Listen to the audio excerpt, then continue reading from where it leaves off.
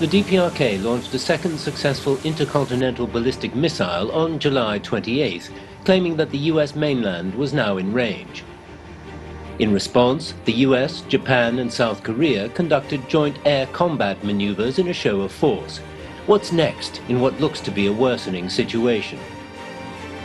The same night of the DPRK missile test, the ROK's president held a national security meeting giving orders to speed up the deployment of the THAAD missile defense system. Will THAAD provide safety to South Korea? And how will it affect the ROK's relations with China?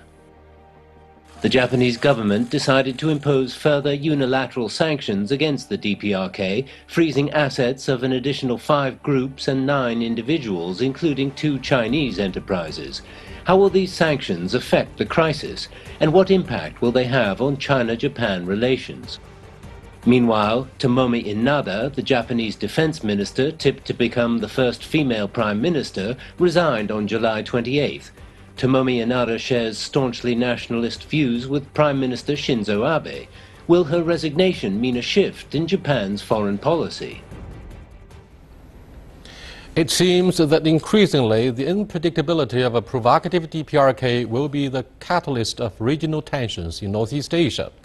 Its latest missile test and the strong response from the ROK and Japan generated headlines again. Should we take the DPRK as a serious threat to our national security?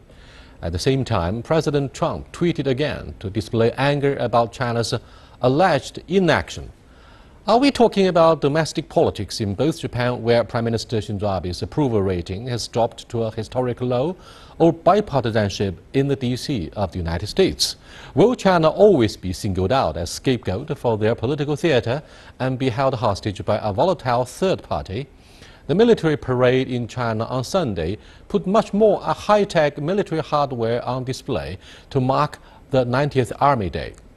Does it deliver a strong message about the vision of a defined commander-in-chief of the PLA armed forces, Mr. Xi Jinping? To take a closer look at these regional issues and the dangerous inactions, we are happy to be joined in the Beijing studio by Yang Rui, Senior Fellow from the China Institute of International Studies, and Professor Yang Rui from California State University. We shall also speak via satellite to Takasato Watanabe, Professor Emeritus at Dorchester University, Japan. That's our topic. This is Dialogue. I'm Yang Rui.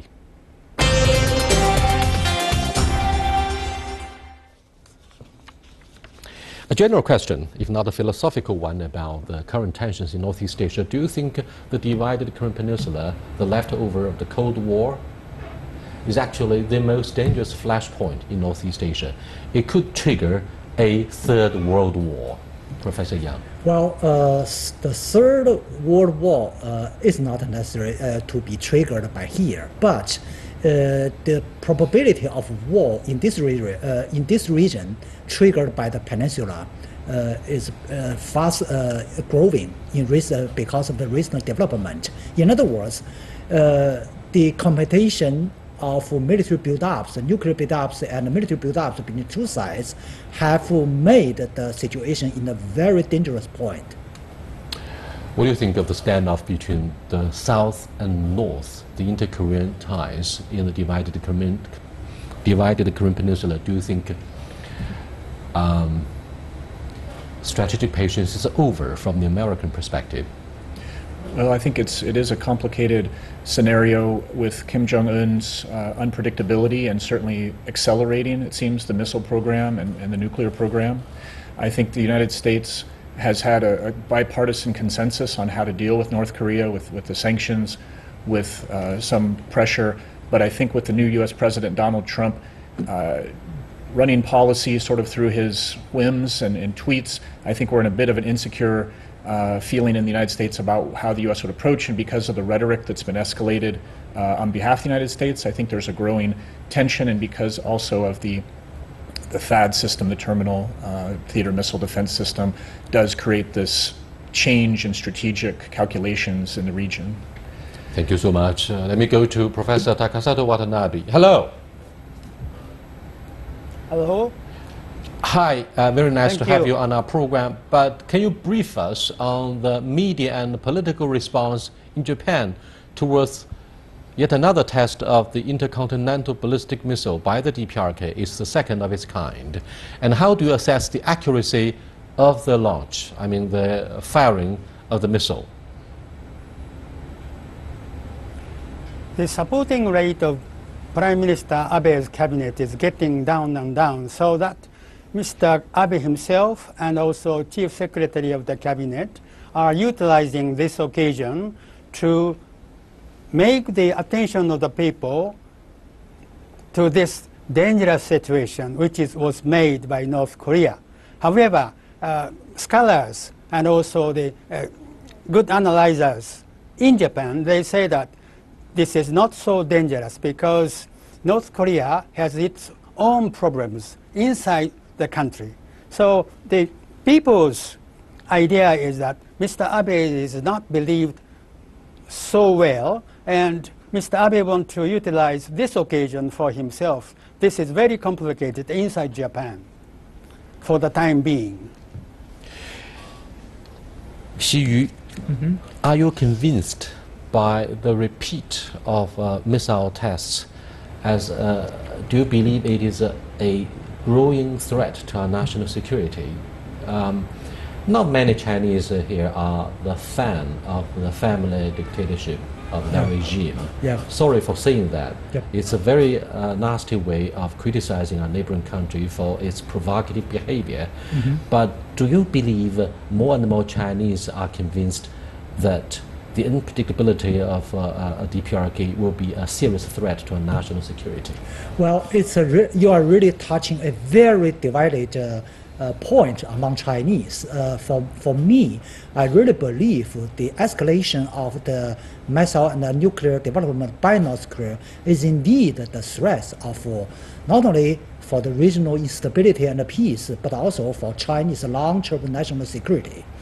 And for the current, there are other school of the Chinese people, they doesn't care. They believe the enemy's enemy is a friend.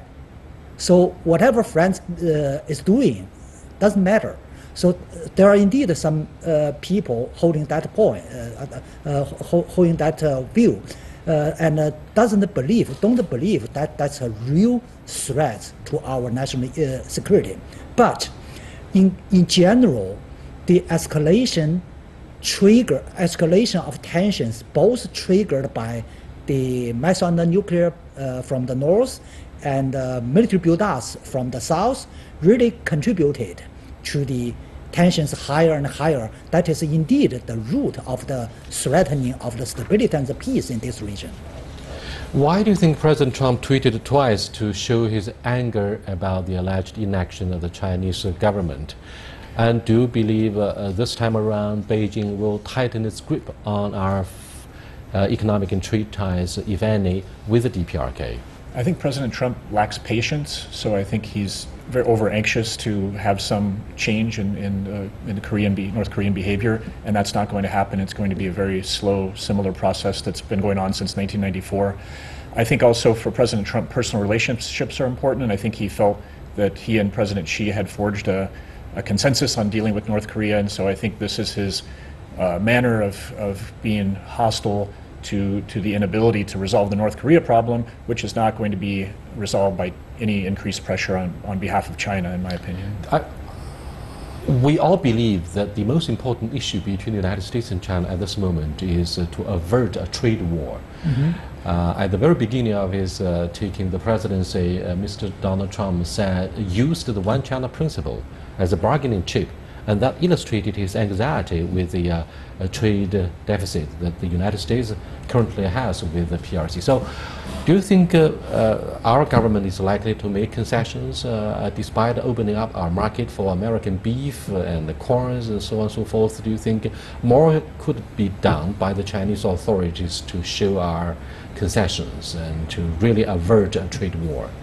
Okay, in terms of avoiding trade war, China, I believe, will be ready or have been ready to make a concession based on equal footing, say mutual concessions. If the United States force China to make a unilateral concession, absolutely no. If you look at the PRC record from Chairman Mao to Xi Jinping, never ever bilateral concession. But we indeed have made a lot of concessions, but it's based on the equal footing. So never unilateral concessions? No, have ever only been, by China. No. Only by China, no. Yeah. No matter how powerful you are, you cannot force us, for China to make a unilateral concession for our side. If U.S. say, okay, let's make a deal, that's highly possible. But now President Trump make a linkage between the nuclear issue and the trade issue. That's totally impossible for China to make such a linkage. And the nuclear is nuclear. China also opposes the nuclearization by North Korea, and the U.S. does. But we will never follow U.S. Approach or policy. We have our own policy. We have our more responsible policy, and we believe U.S. some of American policies towards the nuclear issue is not responsible. So we will not support or follow them. Oh, let me cross over to Professor Watanabe again for his analysis about the economic sanctions to be imposed by the Japanese government following the missile test. Now, some of the economic sanctions would also include 2 Chinese firms and some individuals will also be affected as a result. What message does the Shinzo Abe government deliver? Will it be used politically to avert the public anger at home, because he has suffered the worst approval rating ever since taking office?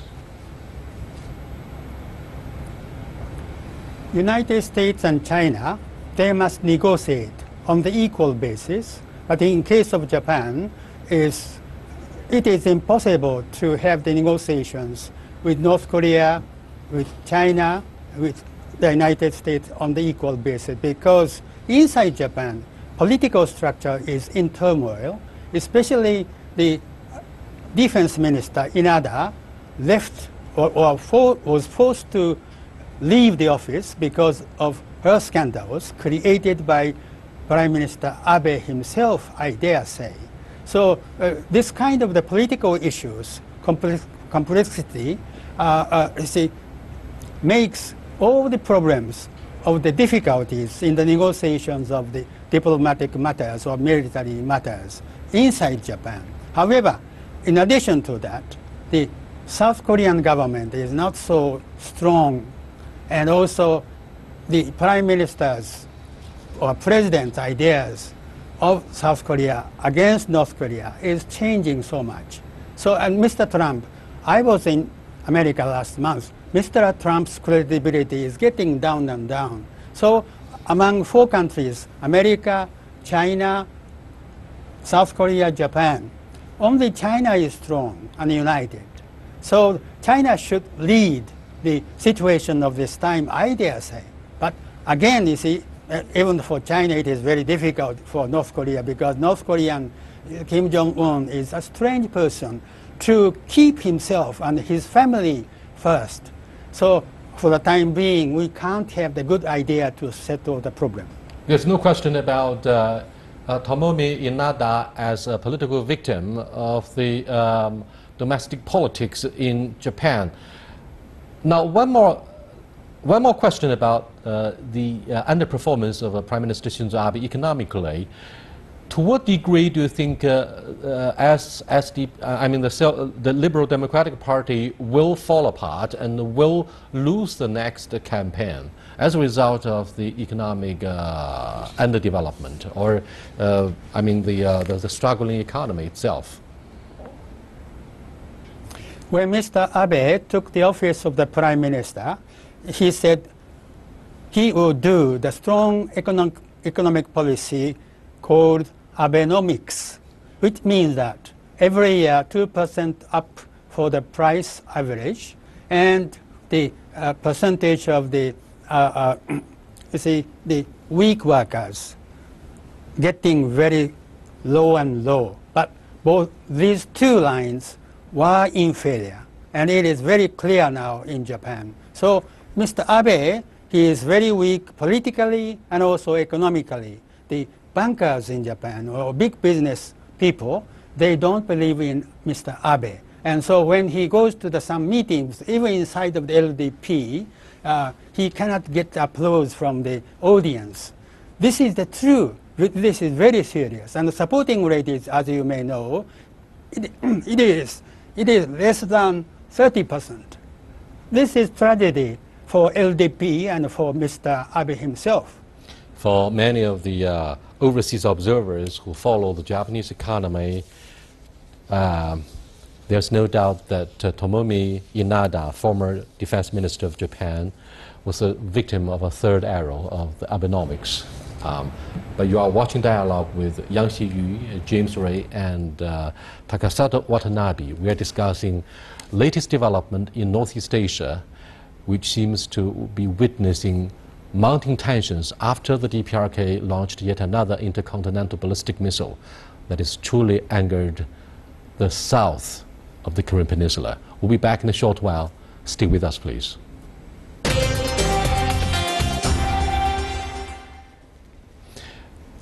Welcome back. What do you think of the bluff by the DPRK that the United States is within the strike range of this intercontinental ballistic missile? What actions are likely to be taken by the US to show that enough is enough? Or you would rather divert the public anger to China, saying, you haven't done enough, it's your fault? What do you think of the blame game? Well, the missile experts suggest that there might be the capability of reaching the U.S. mainland, but not at any kind of accurate strike on a legitimate military target. It would be a catastrophe. And of course, the U.S. sent B-2 or B-1 bombers near the Korean Peninsula in a show of force, and has been escalating the tests of the THAAD system, and has been improving its capability. But I think fundamentally we still return to the dramatic situation, which is North Korea.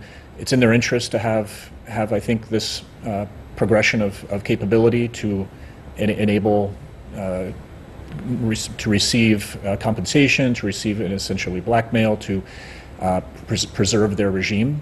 And so I don't think it's likely to change, and the U.S. doesn't really have a military option.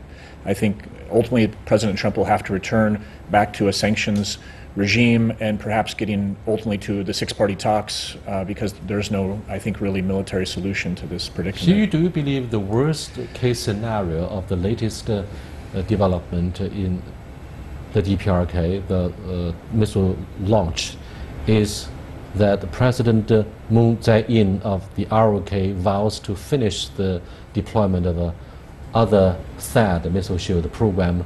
That will seriously further upset the Chinese, who believe that the strategic equilibrium or balance of terror has been seriously broken up by the whims of this young leader, Mr. Kim Jong-un. Yes, let me put it by this way. Actually, the latest missile launch, no matter if it's successful or unsuccessful, of course it's successful, really trigger a new game. It's a multilateral game, not only between North Korea and South Korea, but also South Korea, China, and North Korea. It's a triangle relation.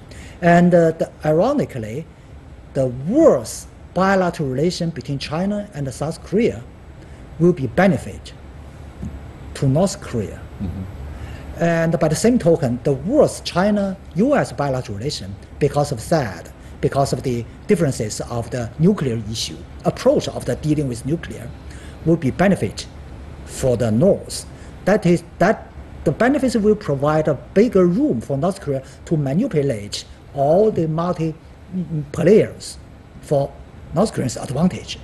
So that means the game is getting more and more complicated. So that's one side. The other side is, I really feel the current situation in terms of security is really dangerous, more dangerous than before, simply because both North Korea and the United States are conducting the so-called preemptive strike strategy. If both sides are preparing the so-called preemptive strike strategy, the probability of military conflicts is will be increased. So that is why I believe I'm worried about the dangers of the current situation.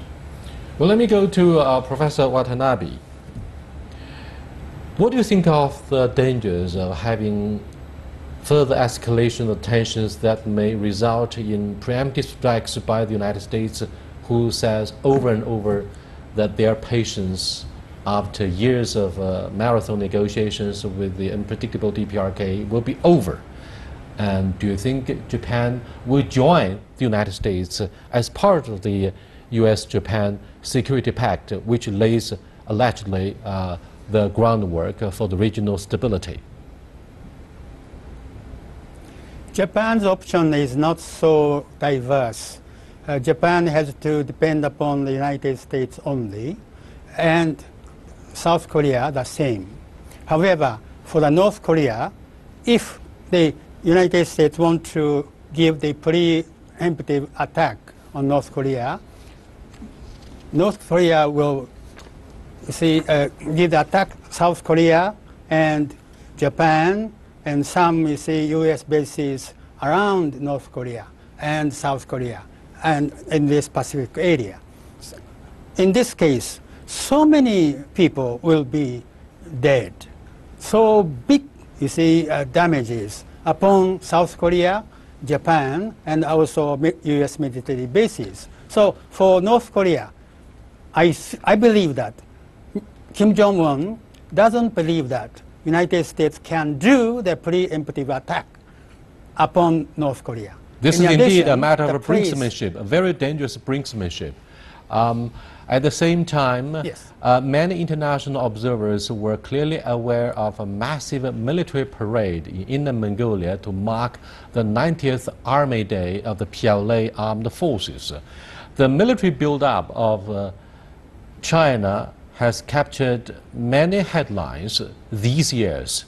Now, the timing of the military parade was of utmost interest to some of the observers. I wonder if she agrees with me that China would be very careful, very cautious about the use of force, despite the mounting tensions in Northeast Asia. What do you think of the strategic transparency and intent of our military build-up? Well, you're right. I believe China has become more and more cautious not to use military forces to deal with our surrounding threats or challenges, simply because China totally focused on our domestic economic development that is facing more and more serious challenges. And if making military forces abroad, that will derail our domestic economic development. No Chinese doubt will do that. However, excuse me, are you saying clearly that despite the Indian occupation of our territory in Doklam, southern Tibet, because of our concerns to divert our attention from domestic economic construction, we refuse to even oust the Indian troops from our territory? We would rather turn to diplomacy, seeking a peaceful solution that will fuel domestic anger, that will play into the hands of die-hard nationalists in China, and perhaps editorials of Global Times might be a very good representative to reflect the build-up of public anger. What do you think of the calculus of the Chinese authorities at this time? We are impressed by the display of hardware, the military hardware. 40% of the most advanced brand new weaponry were homemade, and yet we refuse to use them. So does that showcase clearly that we are peace-loving, and that we would rather focus on diplomacy? Or you think it takes a package of solutions, both military and diplomatic, to get the border disputes sorted out? Yes. Firstly, the military forces is become one of the pillars, maybe the most important pillars for our diplomacy. That is our base for peaceful diplomacy, for our reliable national security. But secondly, regarding to the case between Chinese and the Indians conflicts in the southern Tibet, I think it's a different situation. If you look at the map, even with military conflicts there, I don't think such a war between China and India will derail China's economic development. It's a different case from the war in the Eastern world, in the Northeast Asia. If the war, China is involved in war in Northeast Asia, that will totally derail our economic development. I'm afraid the counter-argument would disagree with you, Xu Yu. Any serious conflict between the two militaries, India and China, will seriously undermine our commerce or freedom of navigation in the Indian Ocean. Because India boasts of 4 aircraft carrier strike groups, and they are patrolling what is called their backyard, the Indian Ocean, to ensure that they are the regional hegemony. And China got to take into consideration their formidable military presence there in the Indian Ocean. And recently, a joint naval exercise was held between Japan, the United States, and India. Each sent their aircraft carrier strike groups to participate. I mean, do you think this will only be a regional, very limited scale of conflict compared with the South China Sea? Geopolitically, the limited war between China and India is highly possible. I don't believe there will be a large-scale war. It's a full-scale war. The situation, the scenario you mentioned in Indian Ocean will mean the full scale of war between China and India. In the bilateral war, I don't believe U.S. and Japan will join in to form the military alliance jointly against China. And if India do something in the Indian Ocean, that means China will do something else inside India. And do you believe, James, that our caution about the border tensions between India and China may have helped DPRK to calculate, well, the timing is good for us to launch the missile, because China would not join the coalition, the US-led coalition, in imposing economic sanctions against it, because we have other troubles on the doorsteps in southern Tibet, for example. So what do you think of the calculus of the DPRK? Well, I think you've made a compelling case. I think Dr. Yang also said the phrase, the enemy of my enemy is my friend. I think from North Korea's perspective, China is not going to cut it loose, but it's also not going to be endorsing these behavior, because it's not in China's interest to have North Korea belligerent, which leads to more American provocation. But I do think North Korea is in that dilemma. Very quickly, Hugh, very quickly, before we wrap up this interesting discussion about the geopolitical rivalry on our doorsteps and the periphery, are you confident about China's peaceful rise? Yes, absolutely confident. And your take? I think so, though, you know, now having a military base in Djibouti, with China going out and with creating the One Belt, One Road, we'll have to defend those interests, and there'll be occasions where military conflict might arise in small-scale areas. Thank you so much. But we are still watching out for any volatility in neighboring countries, particularly the unpredictability of the DPRK. I'll see you next time. Goodbye.